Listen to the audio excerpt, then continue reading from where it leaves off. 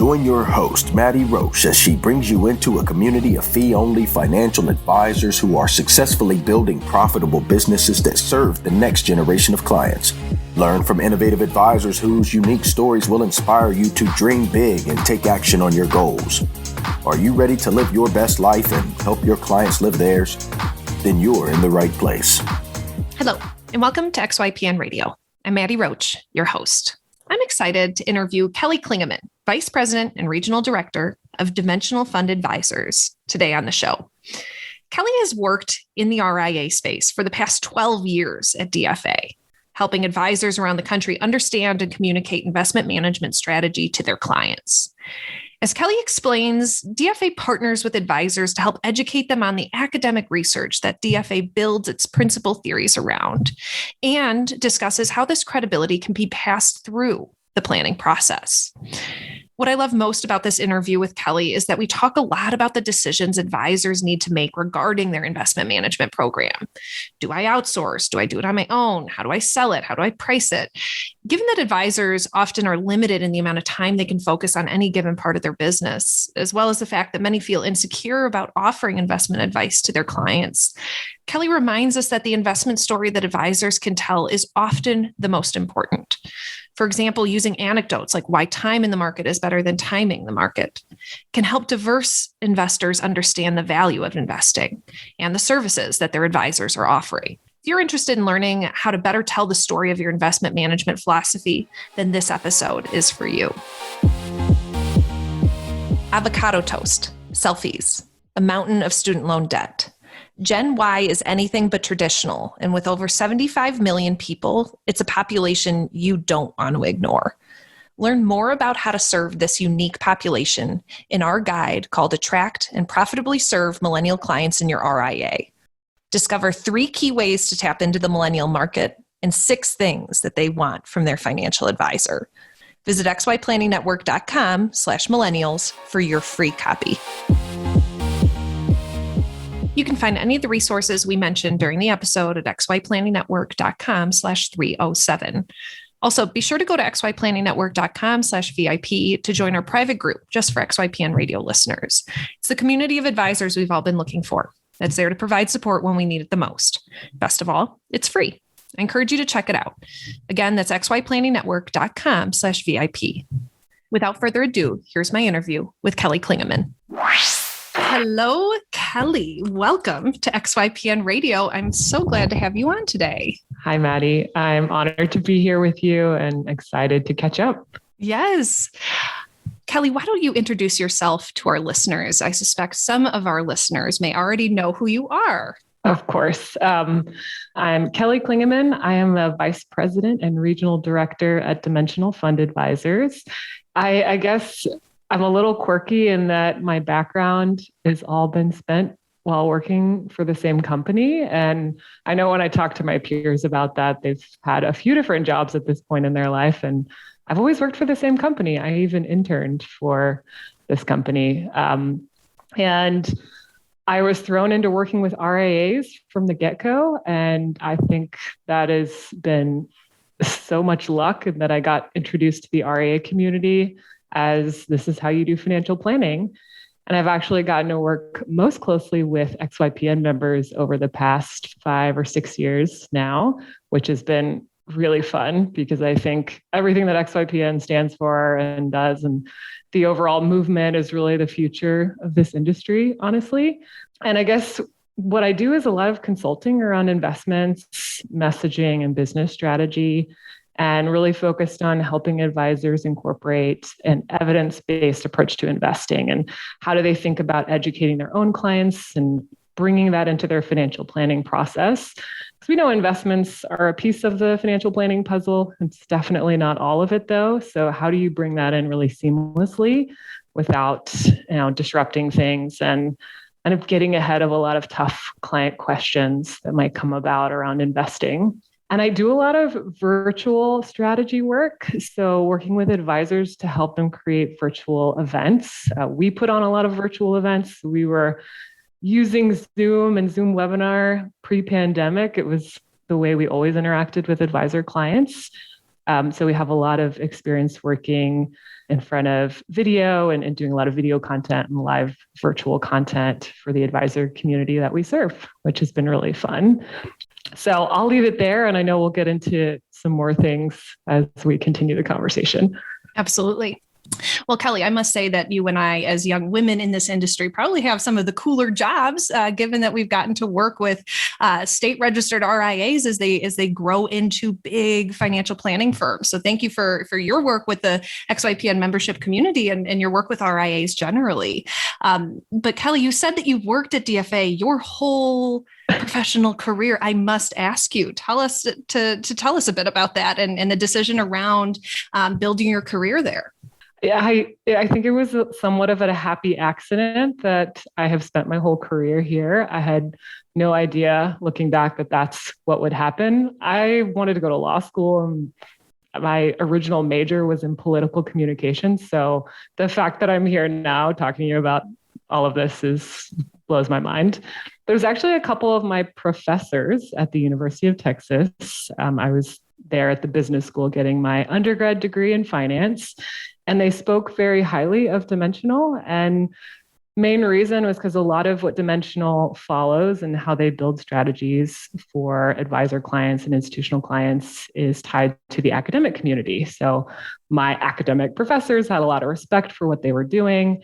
And Dimensional was moving their headquarters to Austin, Texas, which is where I was going to school at UT. So I think with their encouragement, I started to follow the company and just honestly stalked them until they finally put out some internship opportunities. They were really only hiring MBAs at the time, and I was this little undergrad. So I really didn't think I had a shot at working there, and somehow got an interview for an undergrad internship opportunity, started working there when I was 21 years old, and have continued to work there for the past 11 years now, which is honestly kind of crazy. And quite beautiful, when you find a company that you support and that supports you, unless it's a strong pull out of it, there's no reason to not build a great career there. So Kelly, you've really climbed the ranks, and I'm interested in kind of your position specifically now as it relates to the RIA community. Could you tell the listeners a bit about DFA generally and your role there? Of course. What's interesting about Dimensional is we partner specifically with the independent advisor community rather than sell our investment products to retail investors. We do have ETFs now, so technically retail investors could buy those, but we don't have any form of communication with the retail world. It's all through the financial advisor community. So we've always tried to build really strong relationships with originally RIAs, and that's really the bread and butter of who we work with, I would say, and that has expanded over the years. I've had the pleasure of working specifically with RIAs and now state-registered RIAs and startup RIAs, and helping them, like I had mentioned earlier, just incorporate this evidence-based approach to investing into their financial planning process. Because what we do at Dimensional, it doesn't fit cleanly into the traditional passive indexing category. It also doesn't fit cleanly into the stock picking active category either. It's we've got some similarities to both, but it is altogether a little bit different. And so we spend a lot of time educating advisors on the front end on what those differences are and what the value add is and why would they want to work with us over using some of those other investment strategies out there. So it's very education focused, which in turn we then help advisors educate their own clients about this approach to investing, because they're definitely going to get questions on, well, why Dimensional over Vanguard or things like that. So we spend a lot of time on education in general. And I've just loved working with the RIA community that is kind of in startup mode. So these advisors who are maybe leaving other RIAs to go off and start their own business, those particular types of advisors have so many specific concerns to them versus the larger RIAs out there. And me and my team specializes in what their issues are, what they're navigating, all the different hats that they're wearing to get this business up off the ground. And we just want to make their lives easier with the investment piece. We know investments is not everything in their business, but it is an important piece. So how can we make that as streamlined and straightforward as possible for running it in their business, and then also educating their own clients about what investing really is? I love that idea of partnering with the advisor to help them bring investment management to their clients. You even said that you were attracted to DFA as an undergrad, just in terms of the company and the academic approach that they take. Could you talk to the listeners a bit about what that unique approach is to investing and how it doesn't fit in the traditional boxes? Yes, I call it a big lack of ego was why I was attracted to Dimensional and their approach to investing originally, because what I was learning in school at the time was all about star fund managers, picking stocks and timing the market and how to do a discounted cash flow model and all these different things. And what I learned about Dimensional was they leveraged the academic community, academic research on what was the best way to invest for the client's future. And the way I think about it is you can think of a school of fish. And when you're looking at a school of fish, you've got individual fish, if you look close enough, are going in all sorts of directions, up, down, sideways. And then if you take a step back from looking back closely at the school of fish, and you see the school as a whole, and you see that it's moving in directions in some sort of discernible pattern versus the individual fish within the school, that's really the way that we think about academic research and how it studies the markets, whether that's equity or fixed income, rather than focus on individual companies that might be outperforming or, focusing on individual company research. The academic community tends to take a bigger view of the whole market and look for patterns and trends over time and see if any of those hold water.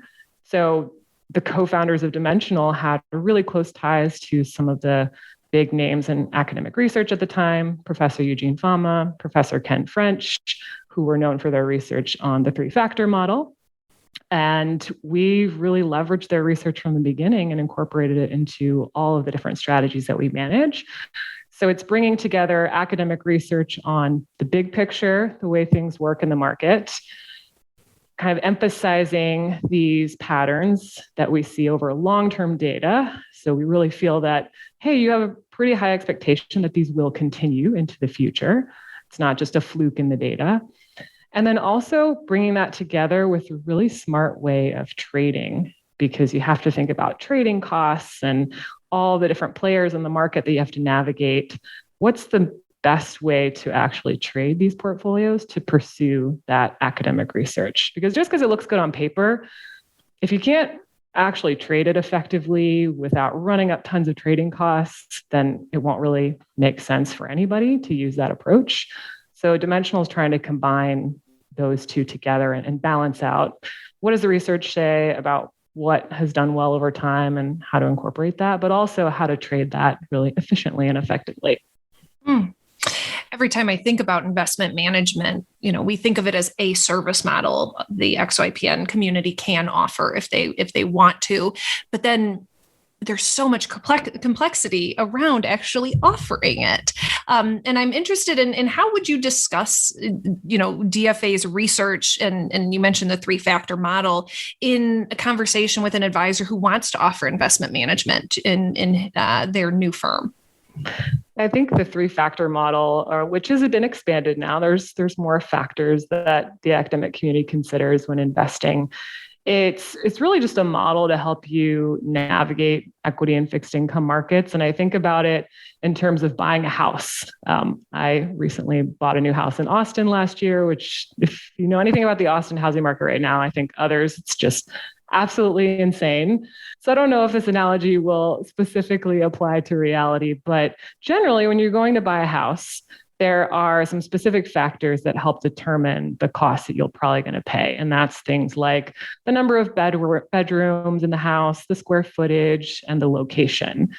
And so in the finance world, the three-factor model, and now again, it's been expanded to include a few other factors, is just a way of looking at equity and fixed income returns to say, okay, what are the bigger things that we need to pay attention to that help determine how prices move over time?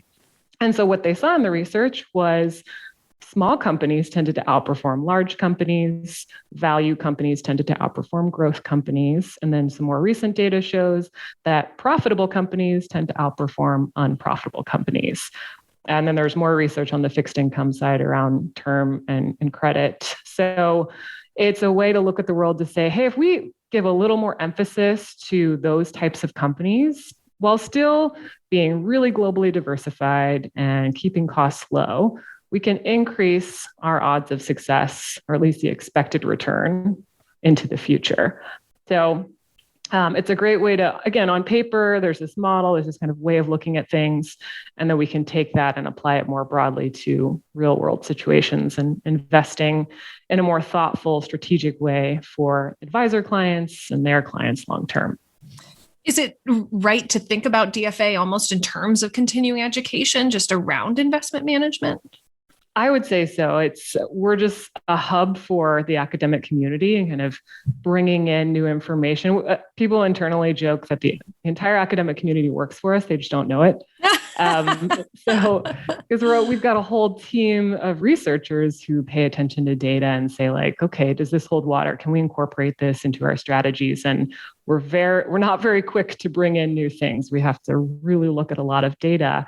And advisors don't have time to look at all of that. They've got a business to run. They've got clients to bring on and marketing to do and all these other things. So what me and my team try to really do for the advisors that we service is say, hey, we're doing all the legwork on the investment piece. We've got a really sound, again, evidence-based approach that we follow overall. And it focuses on controlling what we can control. It's not a crystal ball approach where we're trying to pick stocks and time markets. It's actually much easier to communicate in general. So let us do that tough work of the research and boil it down to some really sound concepts that you can then turn around and effectively communicate to your clients. And a lot of what we do with advisors who work with us in their first year, so brand new relationship with Dimensional, is workshopping different ways of communicating these strategies effectively, because a lot of their clients consume information in various ways. I know for me, I'm kind of a visual learner. I love to see people draw things out. I love Carl Richards and all of his wonderful sketches that he does. But I know other people who are they like to read something. They don't really want someone to teach it to them. They just want a supplement to take and go off and read on their own and take notes and write things out. And maybe that's how they learn. And then you've got other people who like to learn by listening to analogies and stories about a concept. They don't want to hear the specifics. They just want you to boil it down to an analogy. So a lot of what our team does with advisors is take these really tough concepts from the academic financial world and boil them down to analogies and sketches, and is really easy to understand concepts of something really tough so that the advisor doesn't have to think of how to do that themselves. And again, take work off their plate. How can we make the advisor's life a little bit easier and streamline that investment storytelling for them? Investment storytelling. I've got so many questions, Kelly, about this, because where my mind goes is that this really can help sell the services of the advisor. So many advisors throughout the years will say, oh, I'm just having a hard time, getting clients and differentiating myself. And, they're offering financial planning and investment management and the works. Have you seen that this story is digestible to clients?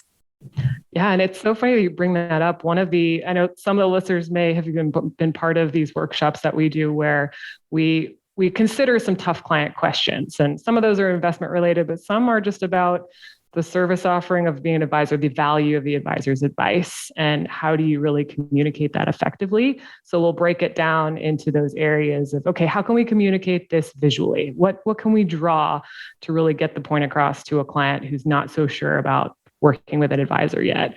Or what are some stories that we can bring in or analogies that might make sense? And again, these are really fun workshops that we help facilitate within the advisor community so that they can think a little differently about how to convey the points that, they've got it in their head, but we want to help facilitate a way to get it across to clients more effectively that maybe they haven't thought about before.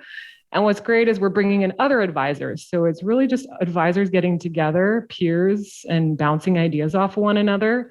And we're helping to facilitate those discussions so that everybody walks away with at least one little nugget, a new way of talking about something that they hadn't thought of before.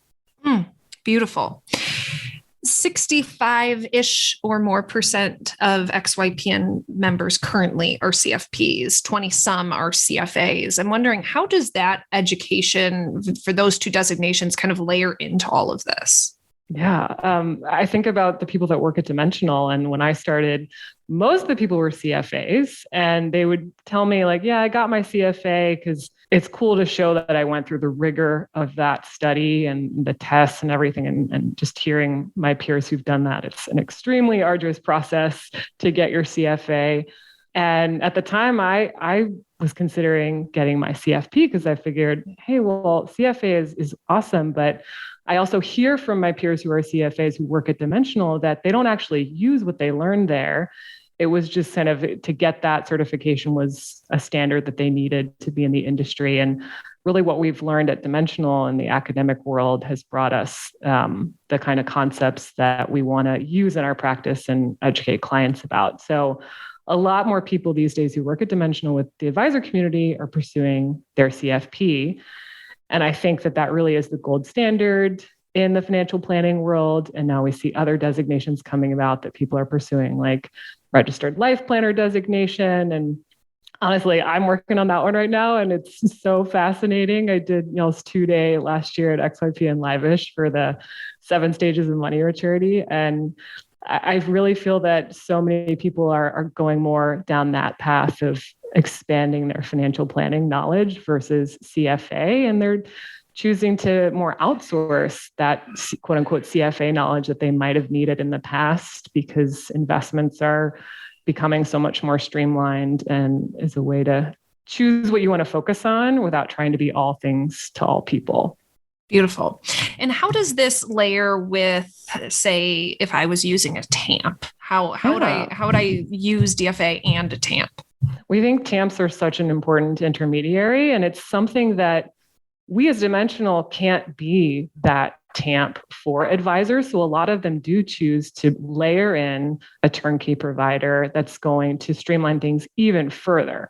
So while we're helping with a lot of the concepts and the education and giving you tools to have really effective conversations with clients, we can't actually go in and build your models and do the trading. We advise on how to build models and give you a ton of data on what the advisor community is doing. But at the end of the day, we can't implement it for you.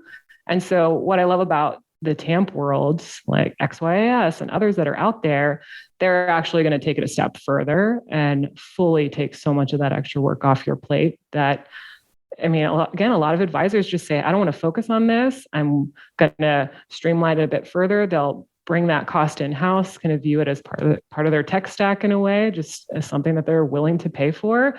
And that allows them to focus on building their business more. And we've got tons of advisors in the community that we work with who have chosen to work with all sorts of different TAMPs out there.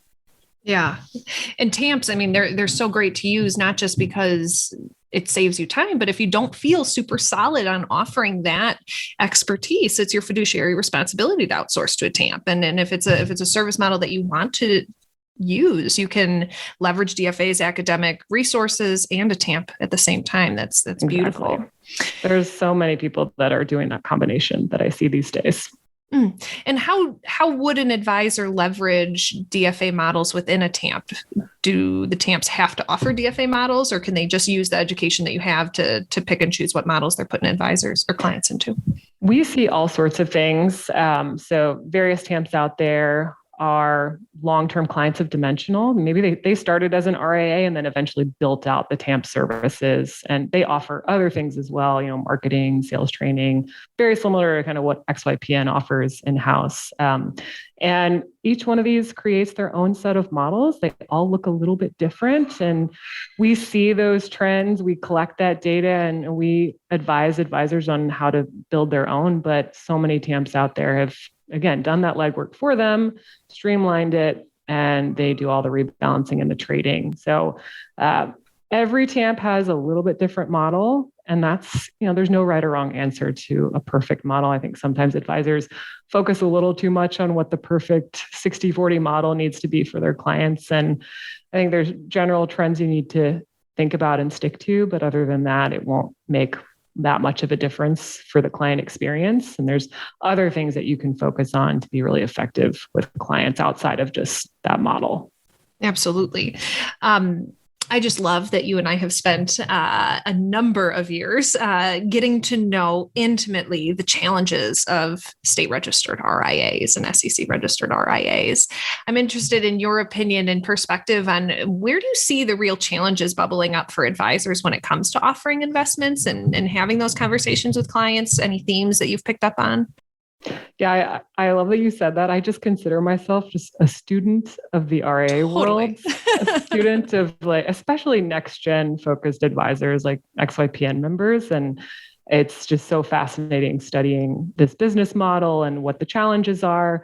I do see a lot of advisors who are working with younger clients who may not necessarily want to bring investments in-house. They're kind of saying, hey, I advise on it, but I'll just let the clients DIY it themselves. And they don't have a ton of assets yet, maybe, and they're just not really thinking more long-term. And what I encourage advisors to do, and again, this is just based on working with other firms who have been around longer, who have grown exponentially. And when I think about advisors who want to have growth in the future and where they want their business to go, I always encourage them to think about bringing that investment knowledge and control of the investments in-house, because it allows you to really focus in on some of the behavioral challenges that investors inevitably end up having. Even though investors may not have a ton of assets to invest now, they may be saving aggressively and they're going to get there in the future. And so it's great to get ahead of that, give them some basic investment knowledge. And then once they do have the ability to invest those assets with you, you're already primed and ready to do that because you spent the legwork and the time in the beginning to give them that initial education. And again, when you have a fear of, how do I communicate these concepts? I'm not a CFA. I didn't even study this in school. That's where we can come in and offer that assistance around education. What are the key concepts you want to get across? And they're really high level and basic, let the markets work for you, keep costs low. It's about time in the market, not timing the market. We have a ton of evergreen materials that hit on those high level concepts. And then I've got advisors whose clients want to get into more of the details. I've got quite a few advisors who focus their niche into engineering clients or doctors or this or that, who are like, okay, that's great, but I need more information. I need more data. And that's where we can go down the iceberg and say, okay, here's the next layer of information you may want to share with them. And that can go further and further. So we'll help advisors build out that toolkit of what they want to share top level, and then build it out even further if it needs to be more detailed. What's the relationship with DFA like? It sounds so good. And if I was an advisor, I would certainly want to leverage the resources and academic study that DFA is invested in. Is it ongoing training? It really is. And I think a lot of people don't realize that initially. When I first meet a new advisor, they're like, hey, I'm reaching out. I heard about Dimensional. I just want to learn more. It's very educational in nature. And on the front end, it's all about, hey, here's how we do things. Here's how we incorporate the academic research. Here's all the inner workings of the funds. And then here's how you can think about putting it together and how to educate clients about that. And it's more of a consultative relationship over the long term. And once you feel really confident in how you're going to build models and do the investment piece, it shifts more and more focus in the years ahead onto messaging tough concepts that will come up from your clients, and also practice management and business strategy focus, which XYPN has so many great resources on that front. And while Dimensional, it doesn't necessarily focus all of our practice management to the XYPN world and kind of next gen investing, we do have our own internal practice management team that puts out one of the largest benchmarking studies in the industry.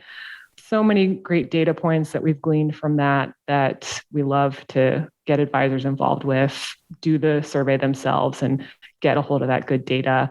And we're even doing things like mergers and acquisitions, conferences. You see consolidation in the industry here and there. You see people wanting to meet other RAs who might be like-minded and partner up. And Dimensional has really offered a space for advisors to meet one another and do a lot of that, because they're like, hey, we've got the same investment philosophy. Like, this could actually work out, and if we were to combine forces. So just creating a space for the advisor community overall. So it's really community focused, and building out specialty communities is really where we're headed now. I mentioned this, I think, to you offline. Just, we've got a women in wealth community. It's mainly female advisors that participate in those events and workshops. And it came about because we were asking the question, how can we better serve women investors? Like, what are their particular needs and wants that could be addressed here? And how can we help the advisor community serve them even better than they have historically? So different things like that are encompassed in this umbrella of working with Dimensional. And it's a lot more than just the investment piece, which is why I've truly enjoyed getting to spend my time working with firms, just being a part of Dimensional. Yeah, absolutely. I think we both know that time is the hottest commodity in this industry right now for advisors. There's only so much of it to go around. How do you see advisors leveraging the relationship with DFA to save time on investments and save time in their business? We're very focused in the initial stages of helping you come up with like a go-to set of models. I was talking with an advisor earlier today. We were talking about small account solution, kind of mid-size accounts, larger accounts. What sort of model and number of funds should you use for each situation?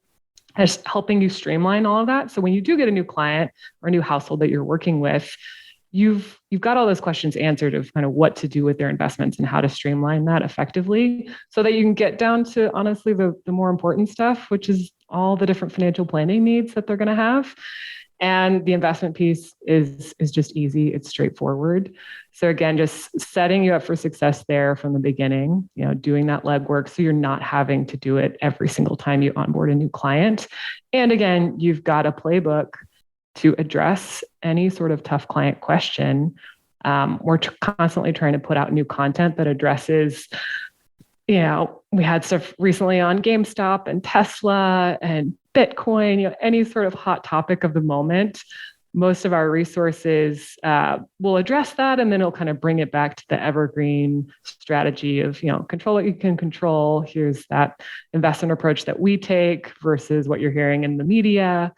So really trying to do the work for the advisor community so that they're not having to research these different topics and come up with content for a blog post or an email or anything like that. It's just, oh, hey, I had a client ask this question about GameStop. I can go over here, grab this article from Dimensional, repurpose it a little bit, take some talking points, shoot them an email or hop on a phone and deliver that message, and then get back to whatever I was working on before that and not waste a lot of time.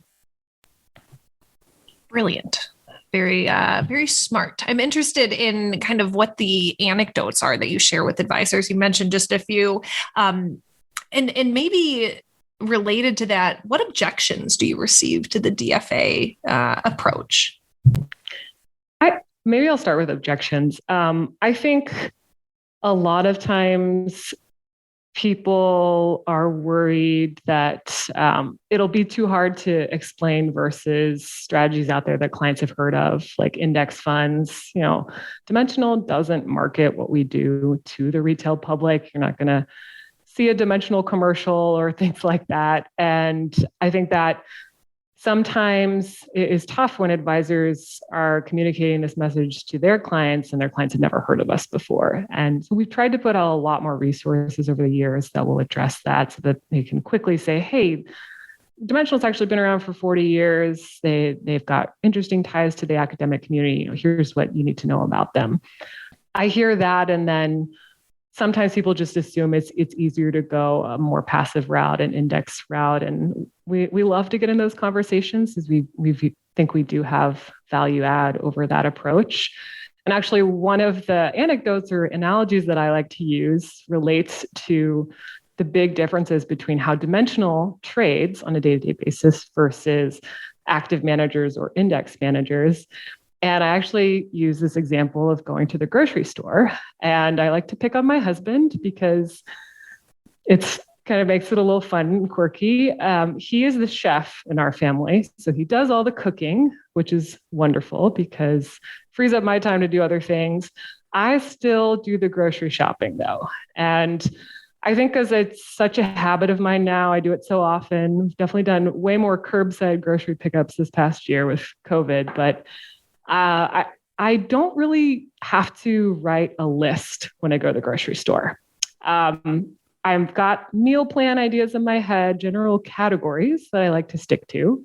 And then with the store I shop at, they do a lot of specials and in-season specials of different foods, different fruits and vegetables. So I really wait till I get to the store to keep an open mind on what I might buy. And I like looking for things that are on sale and just fitting things into the categories I have in mind. So being flexible with what I'm buying. So it might be leafy green vegetables, and I'm just going to look for whichever one is kind of the bargain of that bunch. Same would go for citrus fruit or berries or anything I might be shopping for. So don't really keep a list, keep an open mind, and stay pretty flexible in how I shop through the grocery store.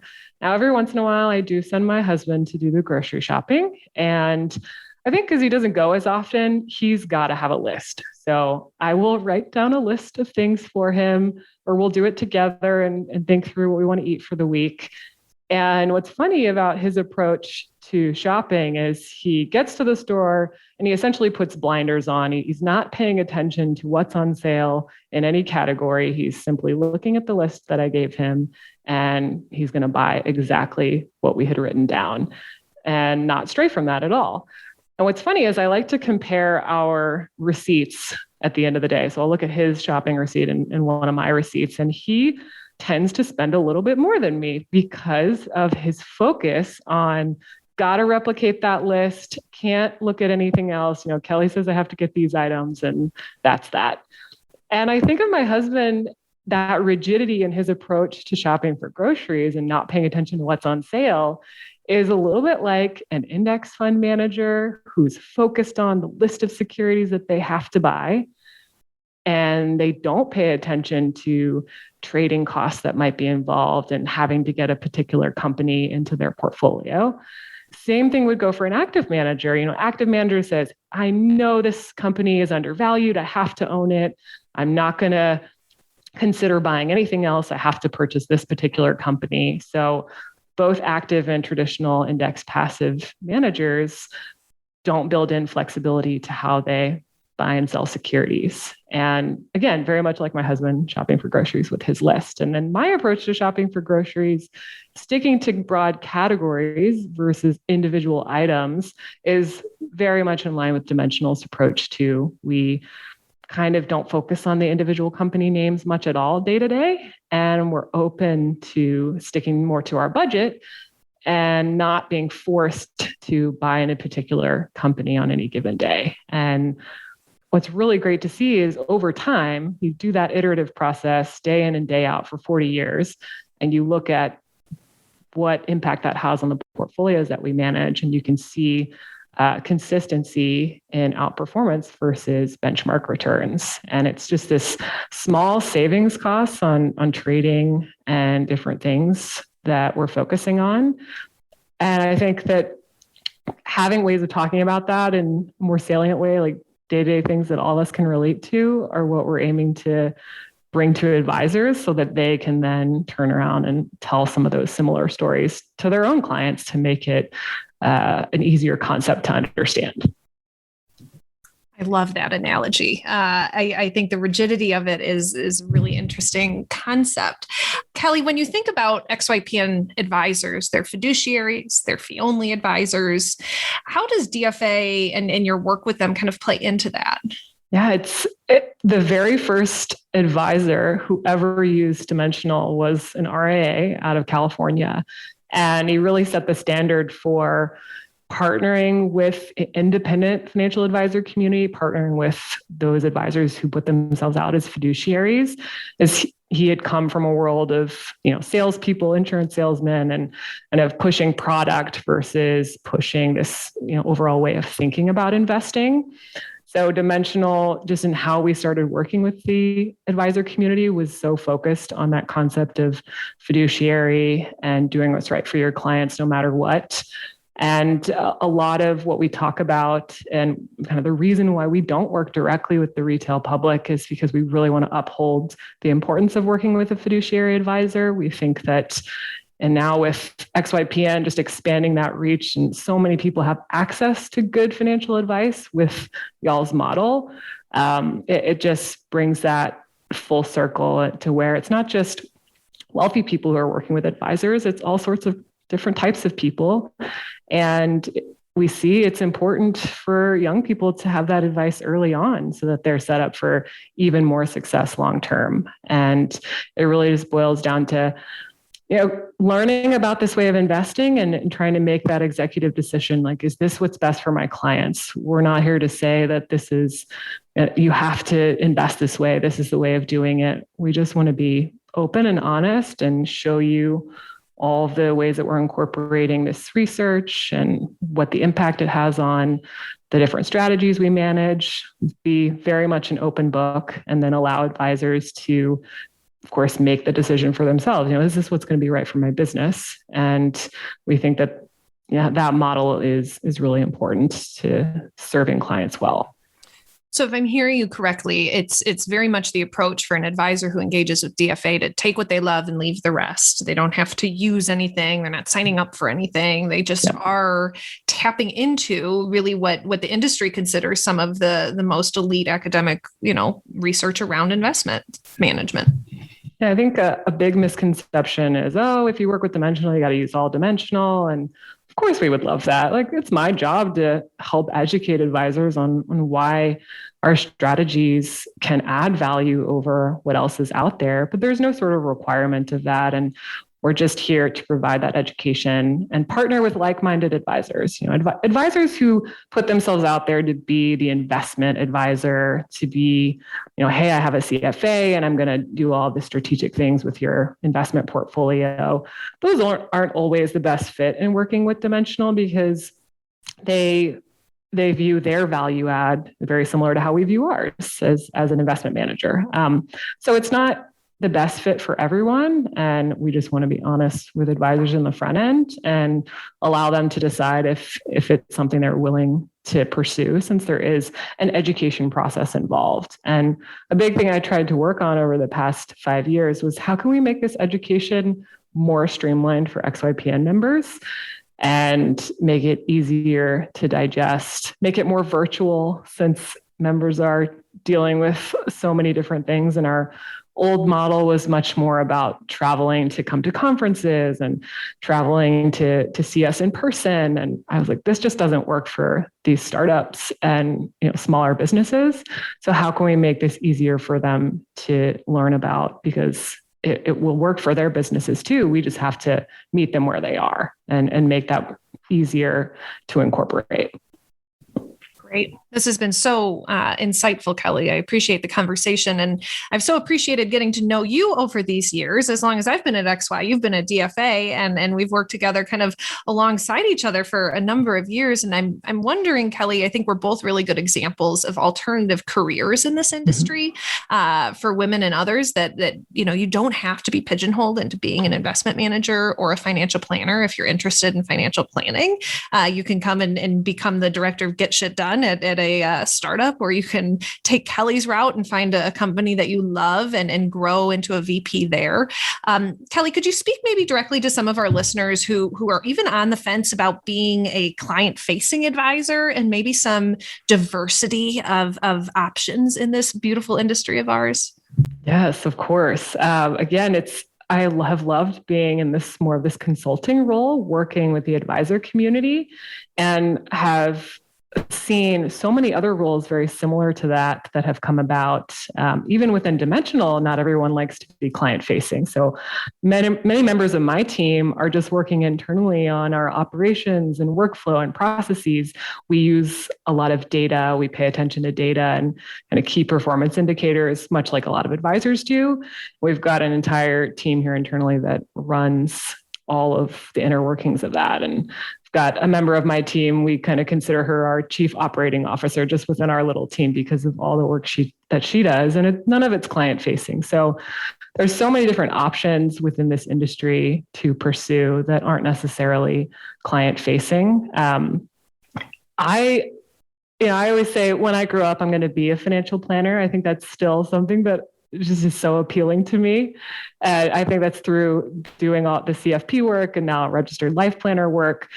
But even all of that information that I've gleaned from studying ongoing studies of the financial planning world just helps me so much in my day-to-day relationships with advisors, with family members.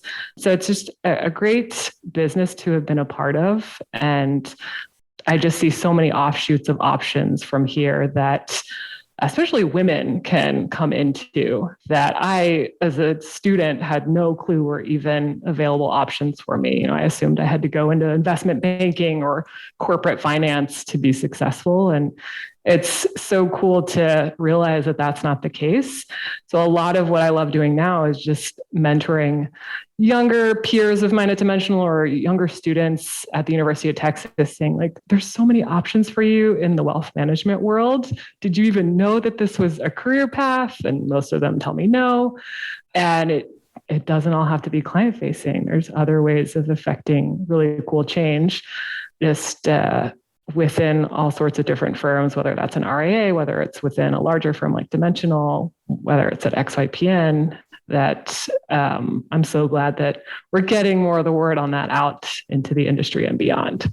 Yeah, I think it's so important because I think a lot of us are attracted to this kind of work and it's really meaningful work. But when I sat with my, head in my hands debating, do I continue my CFP studies or not, given the trajectory I have generally, I had to decide that being a client-facing advisor isn't actually the day-to-day work I want to do. And I've been so grateful for the exposure at XYPN to really understand financial planning in at least our space as a business. And when you can think about anything in a business, you can start thinking about the different pieces it takes to run that business and how you could eventually effectuate change in your own way, doing what you love. And there are companies like DFA that speak to young, successful, smart people with great options for growth and opportunity there too. So don't ever feel like you're pigeonholed, listeners. You can pivot. And we even see as advisors merge firms that one takes on the role of financial planner and the other kind of takes on that role of business operations and things like that. Kelly, as we wind down this podcast, I'd be interested in any final words of advice to folks that maybe are hung up a bit on this investment management piece. They want to be financial planners, maybe they want to be life planners, but this investment thing makes the pit in their stomach pop up. Yeah, I think that is a natural feeling. I know when I started at Dimensional, people were throwing so much jargon at me and buzzwords. They were like, "Oh, you don't know what a REIT is? You don't know what, like, all these different things." And I was very overwhelmed that I didn't have a really extensive background in investing up until that point. And I think that's what's great about partnering with Dimensional is we don't want you to have that. It's great to just come and say, "Hey, I don't really know what this is. I know it's important. How can you make my life easier?" And that's what my role has been, is serving advisors to make their lives easier and take a lot of that stress off their plate and make it salient for them and for their clients to better understand. So I don't have a fear about taking more of a focus onto the investing piece. It is a means to an end. It's not the whole puzzle. And I know you probably want to focus more on other financial planning areas in your business. And this could be one place to just get it streamlined, get it taken care of, and then have us as a sounding board, just an ongoing team to support you, which is what's cool about working with us is every advisor has a dedicated service team that is hopefully an extension of their own team. And for a lot of firms who don't have employees yet, they outsource so many things. Hopefully that's a natural fit for them. Great answer.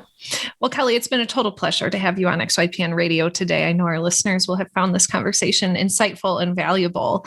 Thank you for all the work that you do to support XYPN members and the RIA community, and hopefully we will see each other soon.